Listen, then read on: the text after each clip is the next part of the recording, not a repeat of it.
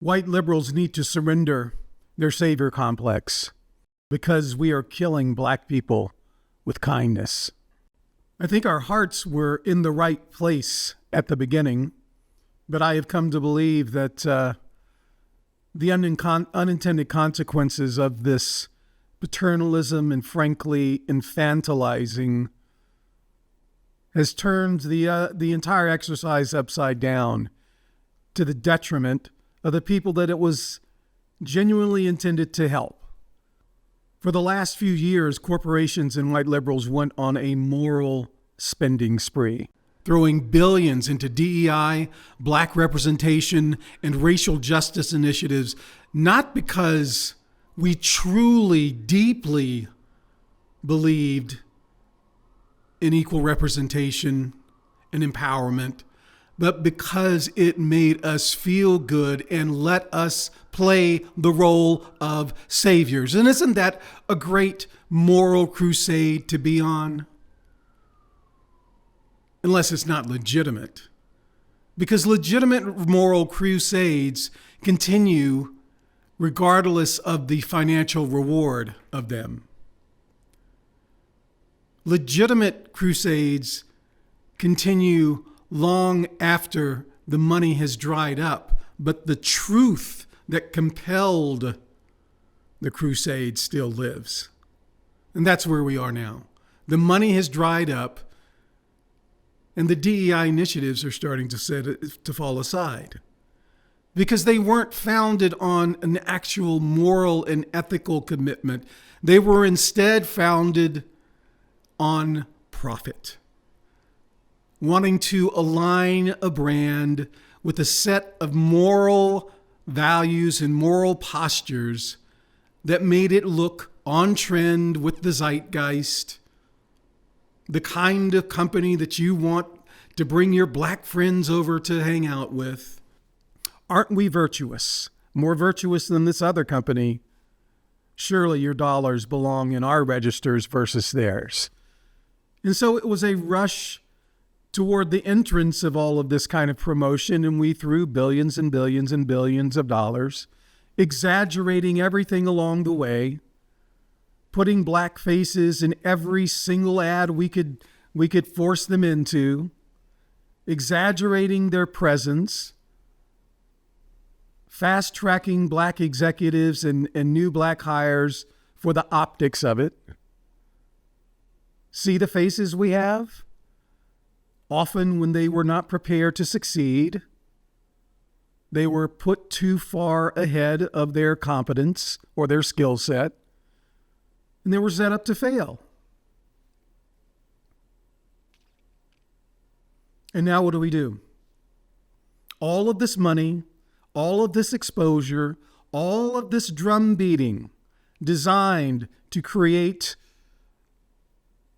a brand image and to drive revenue based on that enhanced brand image, it's run its cycle. And now America is exhausted. They no longer want to hear this narrative. The guilt trip that was the crux of a lot of this, the guilt has been exhausted as well.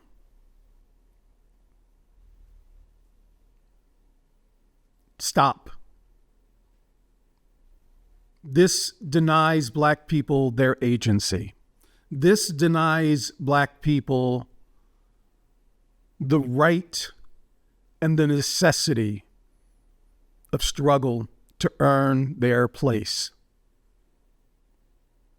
No one can hold a position and grow themselves in a position that they have not earned.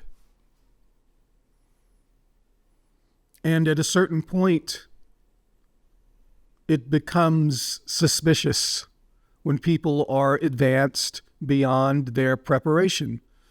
And what happens is it begins to cast a bad light on everyone who was associated with DEI. Entire departments are being cut. The performance of the people who were often overly aggressively promoted, is now being carefully scrutinized. And hiring decisions are being made based on that new criteria. Net, I think that although I'm not pleased with how we arrived here, this is where we are. There was, I believe, a genuine Christian charity involved in the motivation originally, helping the people that we thought were deserving of that help. And what we ended up building was a dependency, a crutch that conditioned Black people to have an expectation for how the mechanics of the business world operate that were decoupled from the reality of it. And now we are in the reality of it. We are now entering into a corrective phase where meritocracy is going to be a much, much bigger part of the analysis than optimizing for the way things look. This picture of diversity is going to transition more into Scoreboard. And as I said in my Scoreboard video, that's the natural place for humans to operate in.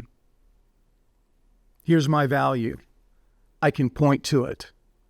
I can point to how I make the needle move. That's how you should evaluate me. That's how you should evaluate everyone. Do we move the needle in a positive direction? Net. Do we contribute to growth?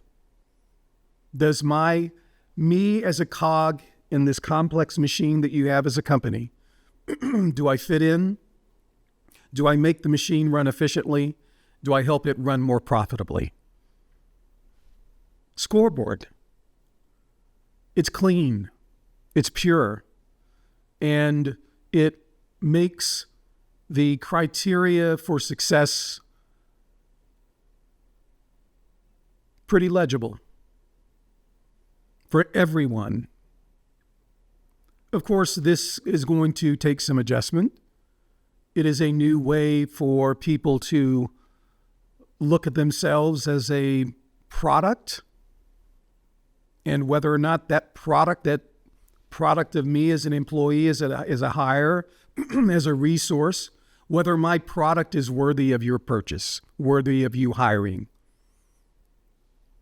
We have to look at ourselves with a cold and objective eye as much as we can. Would I hire myself? When I look at this resume, the question that one must ask when they look in the mirror is, have I proven myself to be someone who is worth more than they are paid? Someone who produces positive change in the company that I work with or work for.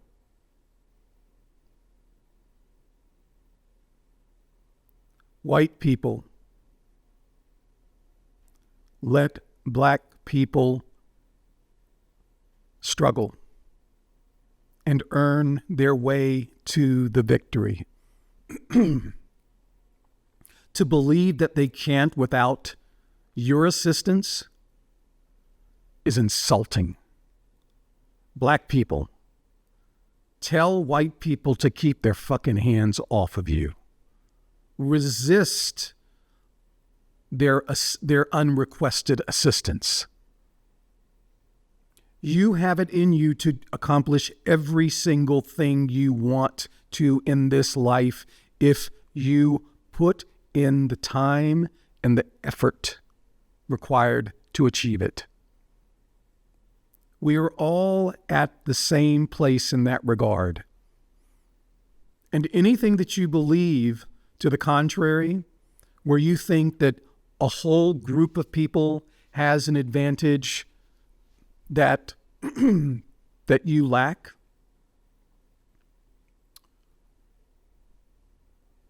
It's contrary to my nature to give you any excuse, but I'm going to let you have that excuse.